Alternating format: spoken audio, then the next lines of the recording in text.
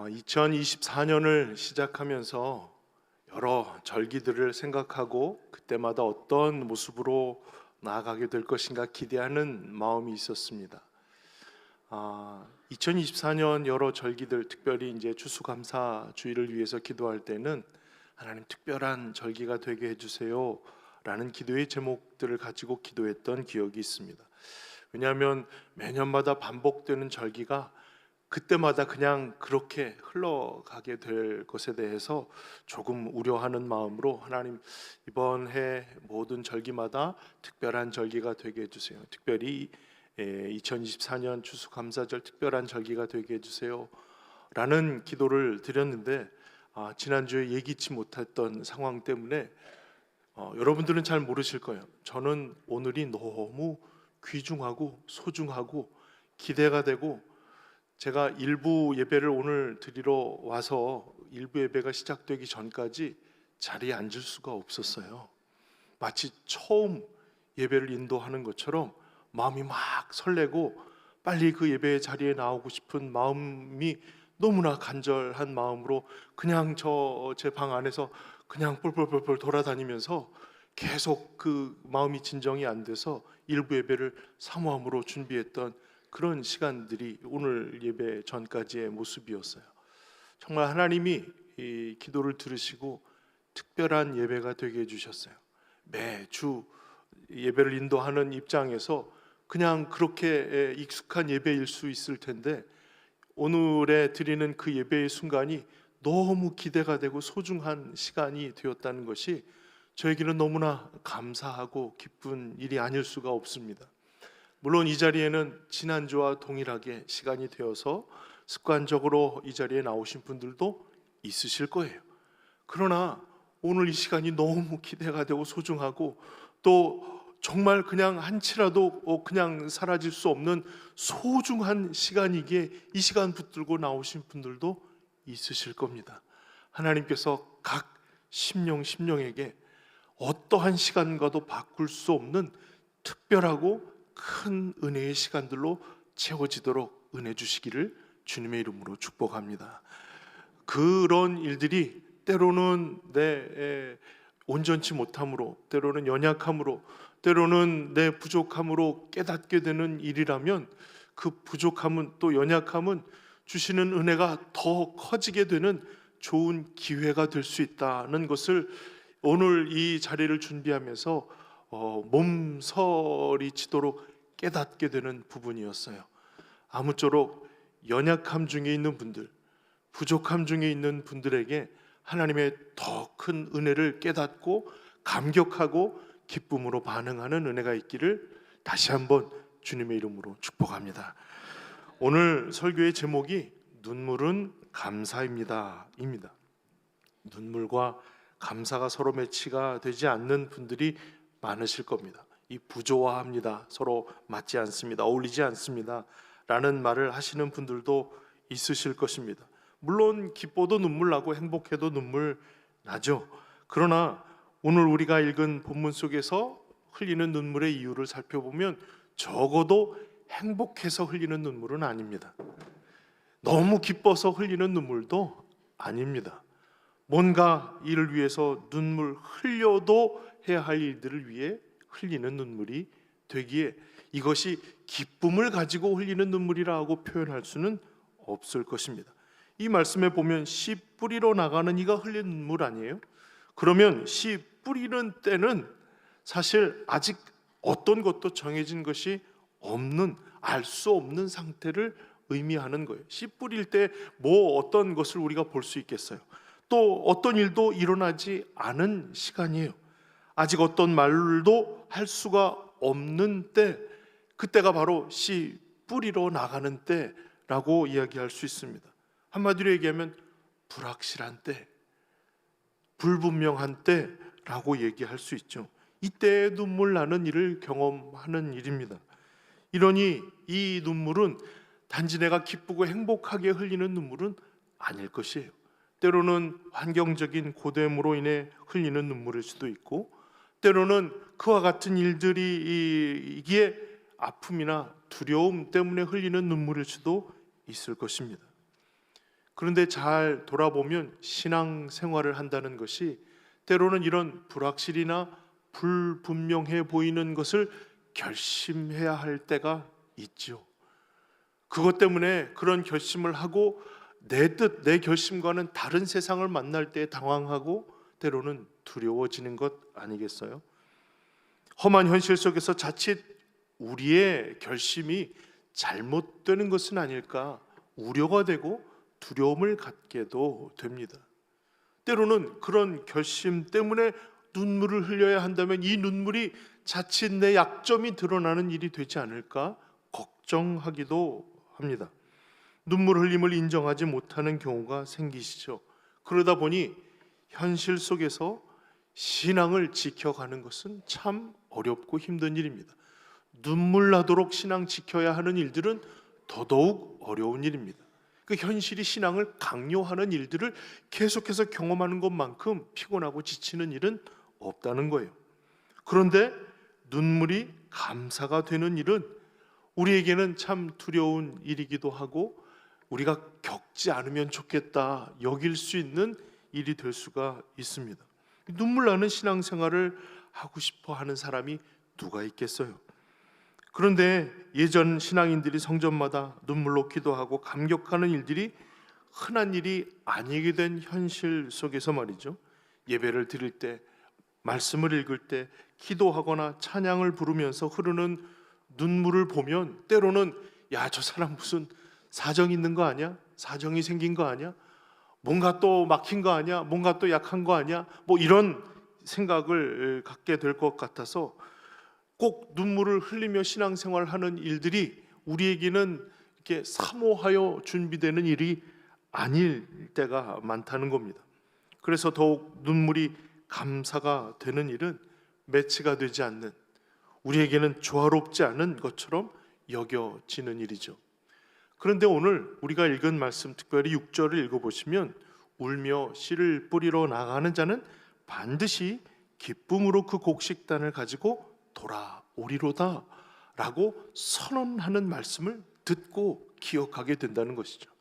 그러니 이와 같은 일들 속에서 우리가 말씀을 묵상할 때 우리에게 주시는 강조하는 단어 하나에도 우리가 반응할 수 있어야겠는데요. 저는 이 말씀을 읽으면서 반드시라는 단어가 궁금해졌어요.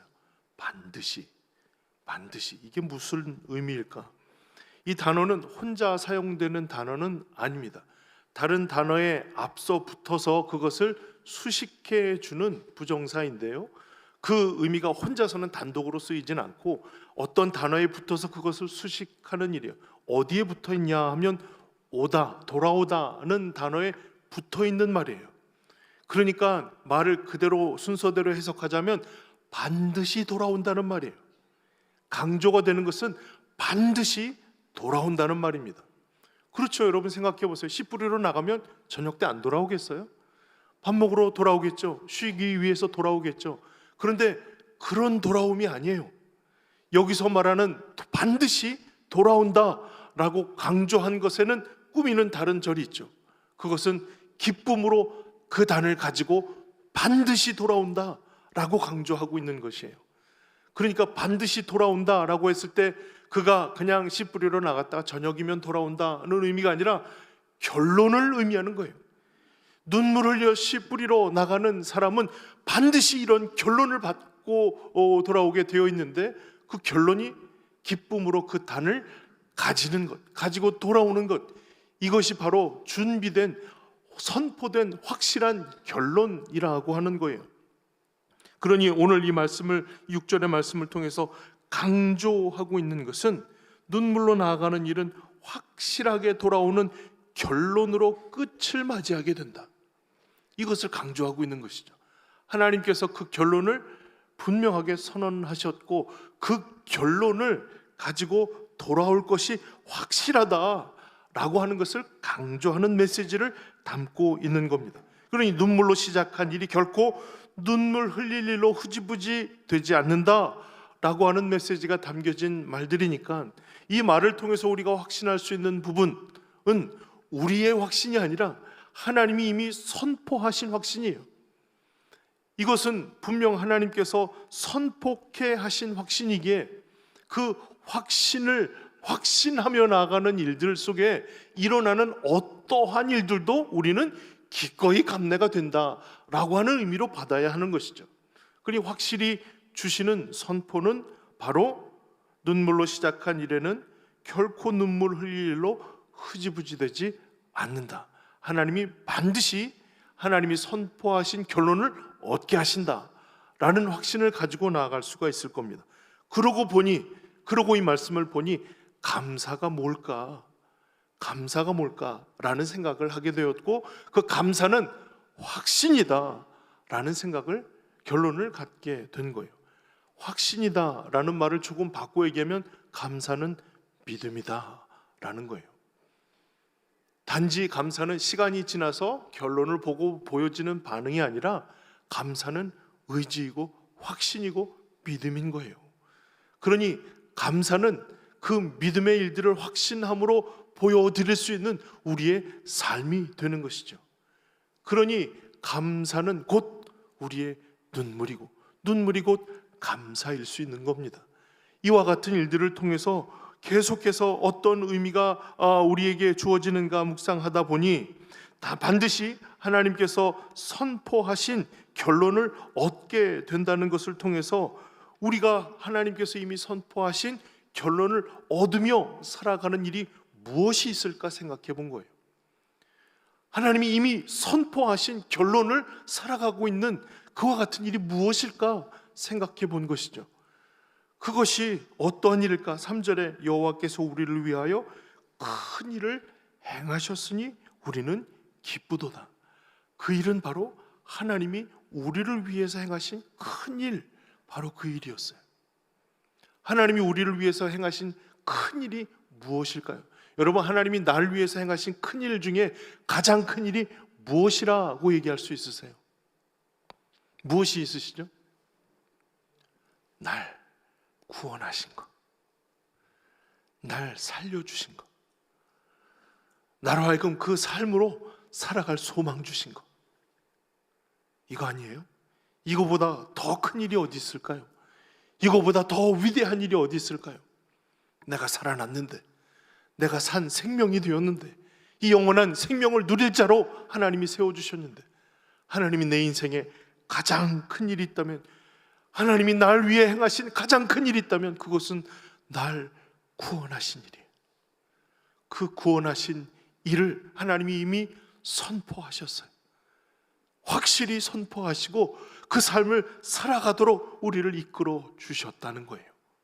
그렇다면 우리는 이 기쁜 구원의 일들이 우리에게 어떻게 주어졌는지를 확실하게 알고, 그 구원이 결코 취소되지 않는 구원임을 기억하고 열심히 그 믿음 지키며 신앙 지키며 살아갈 일들을 결단할 수 있는 것이죠. 기꺼이 눈물도 흘릴 수 있을 겁니다. 그러니 오늘 우리가 눈물을 흘려야 되는 가장 중요한 근거가 되는 일들은 하나님이 날 살리신, 날 구원하신 하나님의 놀라운 일들을 확신하기 때문인 거예요. 그러니 이미 넌 나의 자녀다, 넌 내 사람이다, 하나님이 확실하게 선포하신 결론을 믿고 의지하며 살아가는 이들에게는 기꺼이 눈물 흘리는 삶을 결단할 수가 있겠다는 겁니다. 사랑하는 성도 여러분, 하나님이 우리를 위해 큰 일을 행하셨고 그 일들을 경험하며 살아가는 이들에게 기꺼이 흘릴 눈물의 이유들을 살펴보아야겠죠. 그렇죠. 구원 얻은 내가, 예수 그리스도를 통해서 구원 얻은 이 심령이 예수 그리스도를 나의 구주로 영접함으로 살아가는 우리의 이 벅차고 감격스러운 인생 속에 눈물을 흘려야 될 일이 뭐가 있을까요? 아까도 말씀드렸지만 행복해서도 기뻐서도 눈물을 흘리겠지만 말이죠, 우리가 눈물을 기꺼이 흘려야 할 일이 무엇이 있을까 하는 겁니다. 여러분, 뭐가 기꺼이 눈물 흘려야 할 일이라고 여겨지시나요? 날 구원하심이 그런 감격적인 기쁨이었다면 말이죠, 누군가에게도 그 구원은 그의 인생을 다해서 하나님이 행하신 날 위해 큰 일을 행하셨다 고백할 일이 되지 않겠어요? 그 일을 위해 흘리는 눈물이 필요하다는 것을 깨닫게 되는 겁니다. 사랑하는 성도 여러분, 오늘 나를 구원하시고 나를 위해 기꺼이 목숨 버리신 예수 그리스도의 사랑이 하나님이 날 위해 행하신 놀라운 일이고 큰일이라 고백하며 살아가는 인생이 되었어요. 그런데 그럼에도 불구하고 그 감격스러운 인생 속에 눈물 흘려야 할 이유를 허락하셨다면 말이죠. 그 이유는 많지 않아요. 바로 영혼을 위해 흘려야 할 눈물이 남아있다는 것이죠. 영혼을 위해 눈물 흘리도록 매일매일 계속해서 눈물 흘려야 할 일들이 우리에게 있다는 사실을 알게 해 주시는 일이에요. 그 기쁨이 내 마음에 가득하면 가득할수록, 그 분명한 확신이 내 마음속에 분명하면 분명할수록 말이죠, 기꺼이 눈물 흘리는 자리, 기꺼이 눈물 흘려야 해야 할 그 일들을 감당하기 위해 나아갈 용기와 힘을 내고 다짐을 거쳐서 주님 앞에 나아갈 귀한 눈물의 길을 걷게 되는 것입니다. 복음을 증거하는 일, 복음을 듣고 변화될 귀한 인생을 위해 기도하는 일, 이를 위해 기꺼이 눈물 흘리는 일, 이것을 결심하는 거예요. 언젠가 저한테 어떤 분이 이런 이야기를 해주신 기억이 있어요. 목사님, 제 배우자를 위해서 몇십 년을 기도했는데 안 되는 거예요. 그래서 저는 오늘부로 그 기도 멈추기로 했어요. 선언을 저한테 하신 거예요. 기도 안 할 겁니다. 뭐 어떻게 되든지 말든지. 그러면서 왜 그렇게 기도를 멈추는, 배우자를 위한 기도를 멈추는 이야기를 저에게 해 주셔야 했냐 하면, 자기가 지치는 거예요. 기도하다 될 듯 이게 애간장만 태우고 안 되는 거예요. 내 건강을 위해서라도 내가 기도를 멈춰야겠습니다 라고 저한테 얘기를 해주셨어요. 그러면 여러분, 제가 이제 그 이야기를 듣고 제가 그분을 위해서 어떻게 기도하는 것이 맞는 기도일까요? 퀴즈를 드리는 겁니다. 1번, 하나님, 그의 기도가 이루어지게 해주세요. 기도 멈추면 멈추는 대로 건강을 되찾고 다시는 걱정하지 않고 애끓지 않고 눈물 흘리지 않는 그런 삶 살게 해주세요 라고 기도해야 맞는 걸까요? 아니면 하나님, 그래도 그 눈물 멈추지 않게 해주세요, 그 마음 계속 그가 기도 안 할 거예요 라고 하는 그 결심이 무너지게 해주세요 라고 기도해야 맞는 걸까요? 저는 어떤 선택을 했을까요? 여러분들이 아시는 저는 어떤 기도를 했을 것 같으세요?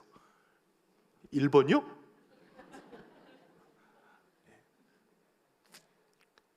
도저히 그분의 이야기처럼 되게 해주세요라고 기도할 수가 없었어요. 그럼 뭐라고 기도해야 될까요? 하나님, 계속해서 그 눈물 흐르게 해주세요. 계속해서 그 눈물 멈추지 않게 해주세요. 전 그렇게 기도했고, 그렇다면 두 번째 퀴즈, 어떻게 됐을까요?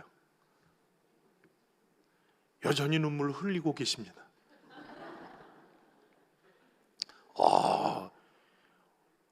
이게 좀 틈이 보여야 들어갈 텐데 틈이 전혀 없으십니다. 이게 조금이라도 뭔가 삐걱거려야 거기서 이렇게 들어갈 텐데 전혀 삐걱거림도 없고 여전히 눈물을 흘리고 계십니다. 그러나 그 기도를 멈출 수가 없어요. 하나님, 이제 됐어요. 그 눈물 멈추게 해주세요. 벌써 수십 년 아닙니까? 지치고 상했을 법도 한데 이제 그냥 본인 건강 잘 챙기면서 기도 멈추게 해주세요 라는 기도가 전혀 나오지가 않아요. 하나님, 그래도 눈물을 흘리게 해주세요. 그래도 기도 멈추지 않게 해주세요 라는 기도가 목회자로 드릴 수 있는 그런 기도의 제목이에요. 그러니 사랑하는 성도 여러분, 이 5절과 6절의 짧은 고백을 우리가 읽었지만 이 고백이 결코 쉬운 일이겠어요? 단지 하루 이틀에 끝날 수 있는 일이겠어요? 그러니 눈물을 흘리며 씨를 뿌리러 나가는 행위는 계속 진행형이에요. 시제 자체가 진행형이에요. 끊임없이 눈물을 뿌리며 씨 뿌리러 나가야 되는 거예요. 그러나 결론은 이미 준비되었어요. 선포되었어요. 반드시 그 단을 가지고 돌아오리로다. 이것은 예비된 하나님이 선포케 하신 결론이에요. 그 결론을 지향하며 살아가는 이들이 기꺼이 흘리는 눈물이 결코 그 약점이 드러나는 일이 아니라, 그 몸, 그 마음이 상하는 일이 아니라 하나님이 그를 돌보시고 이끄시고 인도하시는 주님의 귀한 걸음이라는 사실을 깨닫게 된다면 눈물은 감사입니다. 온전히 하나님께서 이 눈물 붙잡고 하나님 의지하며 기도하게 하시는 일들은 분명 감사의 제목이라는 거예요. 그러니 사랑하는 성도 여러분, 많은 눈물을 흘리시더라도 그 영혼을 향한 하나님의 마음이 이와 같으심을 기억한다면 이것이 감사가 되는 줄로 믿으시기 바랍니다. 그리고 그 선포된 확실한 결론대로 하나님께서 이끄시도록 여전히 눈물이 필요하시구나, 그 눈물을 도구 삼아서 하나님께서 이렇게 사용하시겠구나 라는 마음으로 확신 가운데 눈물로 씨를 뿌리는 일들을 멈추지 않으시기를, 그 기도를 멈추지 않으시기를, 그 눈물을 멈추지 않으시기를 주님의 이름으로 축복합니다.